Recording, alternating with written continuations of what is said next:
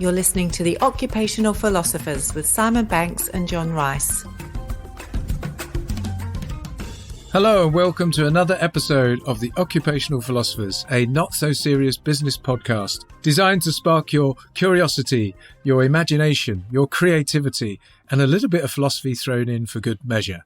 And as always, I'm joined by my co-host and collaborator, Simon Banks. Hello, Simon. Hello, John. Good evening to you. Good to see you, as always. You've been thinking about something. I can see a small furrowed brow. What have you been thinking about, Simon? Well, let me tell you a little story. The other evening, John, I was running my 14-year-old son and his mate to somewhere for their evening entertainment. And his son said to me, "Oh, have you got a podcast?" So we talk a little bit about that. And what's it called? The Occupational Philosophers. And then his question was, what's philosophy? And I sort of went, and I tried to explain it in a bunch of different ways. It's about wisdom, it's about looking at the world differently, but all completely tongue-tied, which made me reflect and think, even though our show is called the Occupational Philosophers, I'm not sure if I can really explain it that well. So I thought I'd dive in to a little bit more around this just to refresh, I guess, both of our memories, possibly. And also, if you're just listening for the first time, it'll take us back to the origins of the show. Yeah, that's a good point, isn't it? What is philosophy? So did you go on a bit of an exploration then? And try to John, I went... You went to Wikipedia first, didn't you? No, I didn't. I went to where all modern man goes, and not men, all modern humans go. I went to ChatGPT, and my question was, firstly, just when I was actually diving around, when you say, what is philosophy, that is in itself a philosophical question. Okay, we'll get to that a little bit later. Now, GPT, I should say, explained philosophy to a 14-year-old. Philosophy is like an adventure for your mind. It's a way of thinking deeply about life and the world around us. Just like you might wonder why we're here or what's the right thing to do, philosophy helps us explore these big questions. It's not just about finding answers, but also about asking more questions! ! And this is when I realized that ChatGPT does not have a 14-year-old. You don't say things with exclamation marks, so they think, loser. Anyway, going on, philosophers look at things like what is real, that we can know for sure, and how we should behave. They use their imaginations and clever thinking to understand how our minds and the world work. It's like exercising your brain to understand yourself and the universe better. And this is where I completely tapped out of it. The last thing, and it's pretty cool! ! Double thumbs up. Yeah, that's when I thought. That's when I realised AI still has its. I don't think we're going to be sort of garnering any 14-year-old listeners anytime soon, are we? With that description. Yeah, but I like, that it is a way to not dumb it down, but to simplify it, which I think Absolutely. Philosophy is, essentially a non-simple way of looking at the world, but also the other flip side of that is actually might make things really simple. Yeah, I would go with most of that, actually, about the curiosity, asking questions, understanding the world and ourselves. That's the kind of thought I had. Yeah, it's like Socrates, know thyself, and the unexamined life is not worth living. So it was all about that inward-looking curiosity as well as the outward one to the universe. It's pretty cool. Yeah. Hey, ! And I like that they being philosophers, use their imaginations and clever thinking to understand our minds and how the world works. But I thought, well, I can't just leave it on a ChatGPT answer. So I did some more diving and I went to the Philosophy Foundation based in the UK, over your way. Philosophy is a way of thinking about certain subjects such as ethics, thought, existence, time, meaning, and value.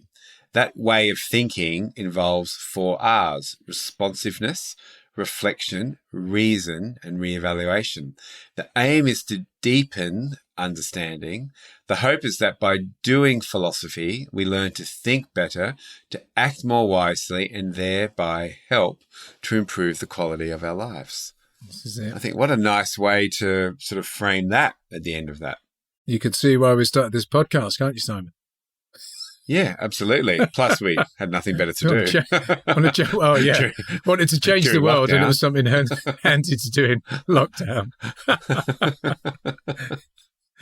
I can see various other explanations of it, but I think we're getting to the heart of it there. But another one there is it's a largely, but not exclusively, non-empirical inquiry that attempts to identify and answer fundamental questions about the world, including about what's valuable and disvaluable, which I didn't realize was a word, but non-empirical would be things that can't be tested in the real world. So it is thought experiments. That's what thought experiments is. It's non-empirical. You don't get evidence, but you can contemplate things through thought experiments that are in the mind. Yeah.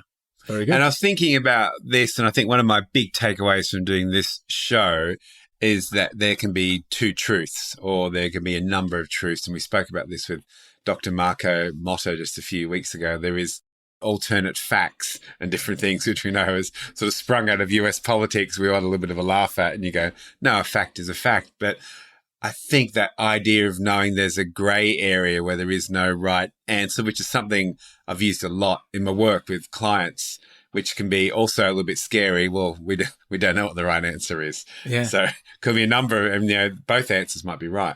But it's quite interesting. I mean, to take it seriously for a minute, I mean, there's such polarization within a lot of the debates that are happening out there in the world on any number of different topics. Take your pick. Yeah. It's the abilities to sit in the grey that adopting a philosophical approach. That's what it's good about it. It allows you to sit in the grey. And of course, extending that to businesses, organizations, there is a huge amount of grey. And so a lot of what we were trying to do with this was to say, look, can you sit in the grey? Can you be comfortable with ambiguity? Can you challenge your beliefs and assumptions? Can you challenge each other's beliefs and assumptions to get to where you want to get to, recognizing that there's no right or wrong. There's kind of always that bit in the middle.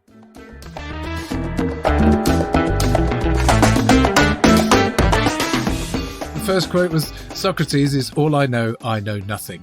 And I happily subscribe to that. I've got it on a T-shirt. I probably need to get it on a mug to remind myself, sat on my desk. And if you've been listening to this show for 80-odd episodes, you'll go, yeah, absolutely.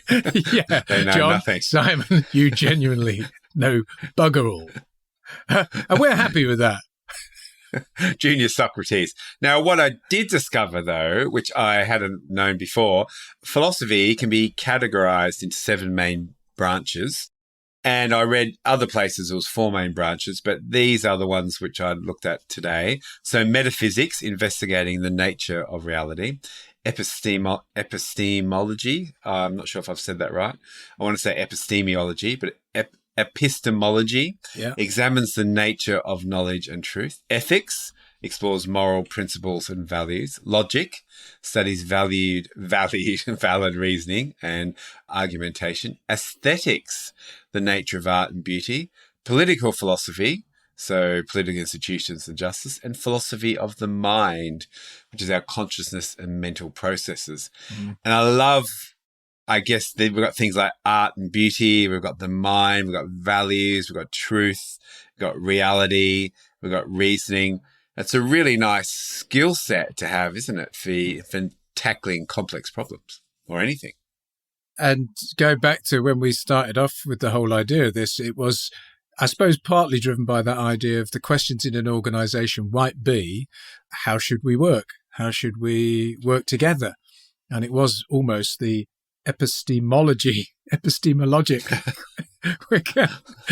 People are going to write in on this. Can you not pronounce anything right? About how do we know what we know is that epistemology piece. And the ethics is, how should we be? How should I live? What kind of person should I be? And then we were saying, look, organizations can ask the same thing. It's their values, isn't it? It's how should we be? So again, it's the Socratic question brought into businesses, brought into organizations. That was what we were primarily interested in, or certainly one of the aspects we were interested in. And I think also a little bit with what Chi Ryan spoke about recently about post-design.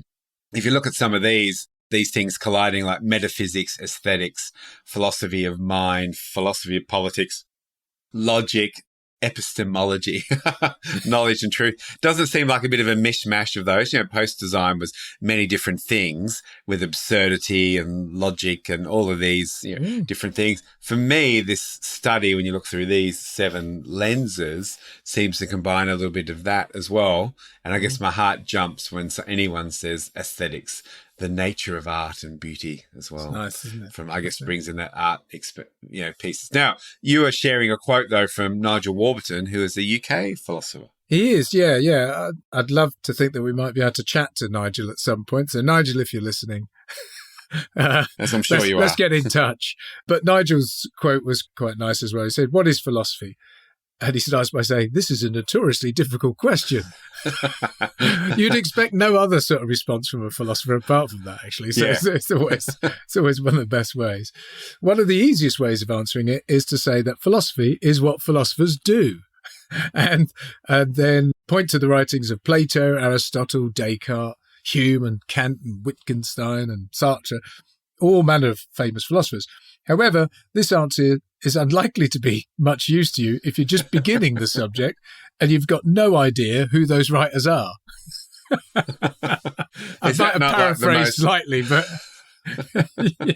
but it's true, isn't it? You go and go, oh yeah, philosophy, there you go.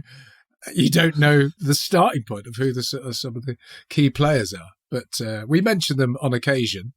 Is that not like a really frustrating answer, though? Like, to some extent, which is at the heart of philosophy. Like, there is maybe no one perfect answer, like saying, go read them, but they won't be any use because you won't have read anything by them. You know what I mean? Yeah. But we've had this, haven't we? We've had philosophers on the show, and we know that when we say, hey, what question are you wrestling with at the minute? We were gone for like about 3/4 of an hour deciding what a question was. You got to make a cup of coffee. What do you mean by question?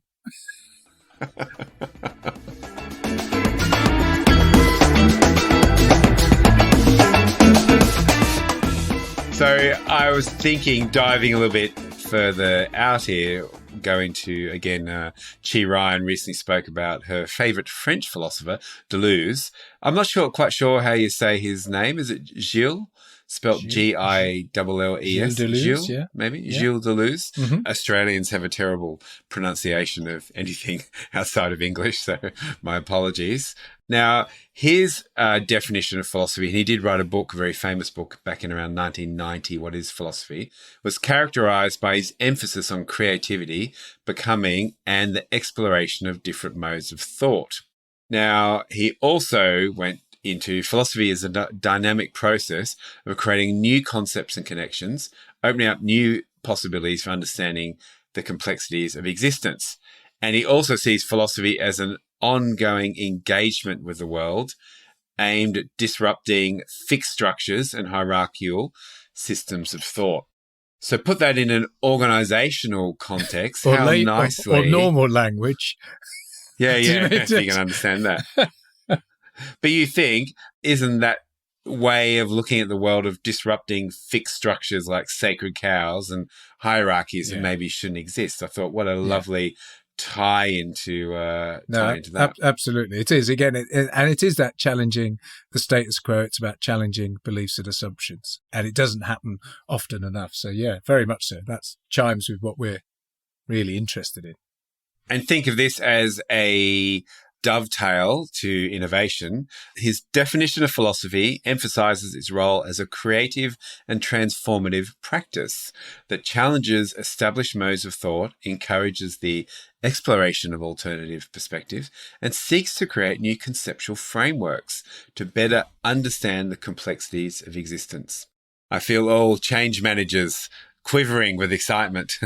Can you imagine going to a meeting and if everyone was a philosopher sat in the meeting, they would get nothing done, would they? There'd be nothing. No, absolutely. There'd be no progress, but there would be a whitening of thought. So, anybody want a biscuit? Well, there's a question. Now, let's think about what is it? What is a biscuit? What do we mean by biscuit? What you mean by biscuit is different to what I mean by biscuit. Oh, for God's sake. Did you get back into ChatGPT again, didn't you? Did you find out more stuff from the AI overlords? Well, it sort of wraps up a little bit of this, but I guess one of the things it says philosophical inquiry often involves asking profound and abstract questions about the nature of reality, the meaning of life, the origins of knowledge, the limits of human understanding, and the principles that govern moral and ethical behaviour. But a good philosopher would say, well, what is ethics? What is morality? So maybe, so it's along those lines, but I guess I like the other pieces outside of ChatGPT as well. But John, this has always been for us, well, how does this relate to the corporate world, which we both work in? What can we take in from it? What can we take into our working world? What can we take into our lives as well, outside of work? Well, I suppose if we go back to what we were hopeful for, it was about flagging this as a way for people in organisations, individuals, teams and leaders, etc., to be able to just pay attention, really be sort of tuned into doing some real critical thinking, which is at the heart of much of it, unpicking stuff, getting the clarity of language. We laughed about, what do you mean by biscuit? When you say biscuit, what do you mean? but there is that as well, isn't it? What do we mean? What are we talking about here? Can we get a common understanding? Can we pull things apart? Can we apply critical thinking and reasoning to challenge things and assumptions and beliefs that then hopefully is going to get us to a better place? So it improves critical thinking. That can lead to better conversations as there's an understanding of different perspectives. I mean, you'd recognise it as being something that unlocks what innovation and creativity in an organisation?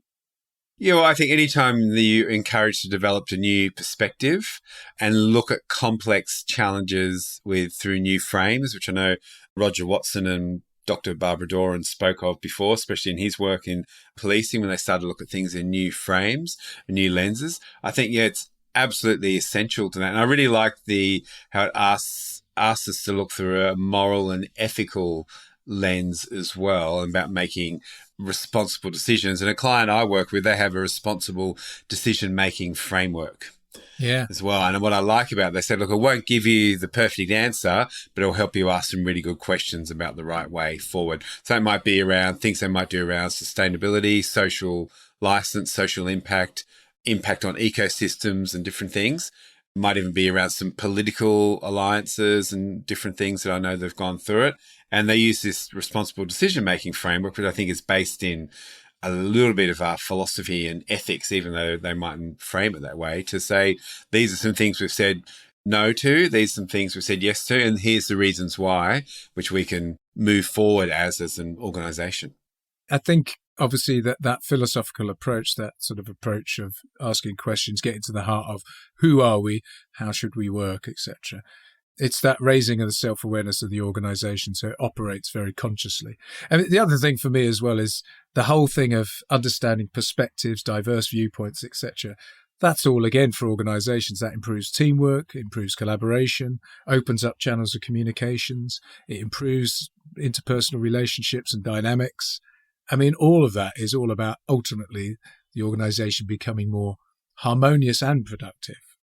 I think the last thing I would like to think around, when you get various disciplines and insights cross over, and we often hear so much around diversity in organisations, and we've spoken with a number of guests, and here you have those different levels of diversity. You have the diversity meaning we have on gender or race or different things. So we feel good, but then that's like maybe first level diversity. The fourth level of diversity, if I'm remembering this right, is those voices listened to and acted upon and valued. So it's that intersection of diverse thinking, not just diverse other ways of measuring diversity. But I think, when things mash up and collaborate and crisscross, some of those interdisciplinary ways of thinking, we get a more holistic understanding of complex issues, John. So, Simon, I tell you what, this has been a great episode because I'm completely reinvigorated and motivated and say, bloody hell, this is a good idea, isn't it, this podcast?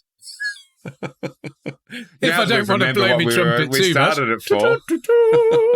But I just talking through it, you go, and I don't even think we've touched the surface still in terms of what it can offer. No. The more that we Absolutely. talk to our guests, I think the more we are constantly learning from the people we speak to. Some brilliant minds and fantastic thinkers that we get to, as quite a privilege, get to share some time with. I think it's building our understanding of the value of philosophy in organisations day in, day out. And what would you say, let's say we're looking at 80 odd episodes, now we're reflecting through that philosophy lens. What's been one learn? Like I said, my one, which has really resonated for me and I think resonates well with clients and organizations I work with is, hey, there's multiple truths here. That's always, and then somewhere you go, oh, hang on. So I think that's been my one, being comfortable in that ambiguous space. Is there one for you that might have shone above all others?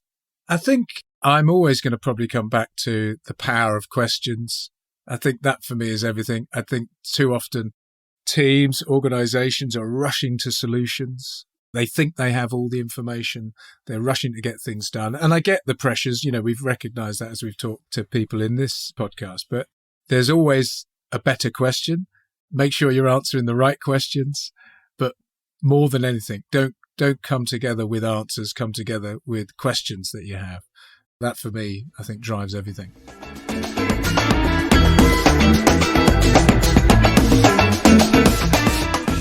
So, John, let's wrap this up. If you enjoyed the show, tell your friends, subscribe, which hit the little plus button up in the top of your feed.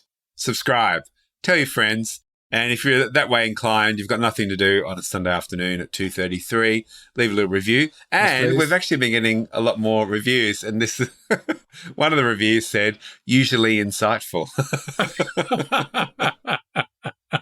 I'll take that. I'll take that. I'll take that. Usually. And they're probably talking about, and the usually means are the ones where we got guests on. Yeah. But what we have come to leave as our little calling tagline at the end, based on our many episodes, and that is stay curious, make stuff, have fun, play a little bit more. But when you leave the house today, make sure you go and date life.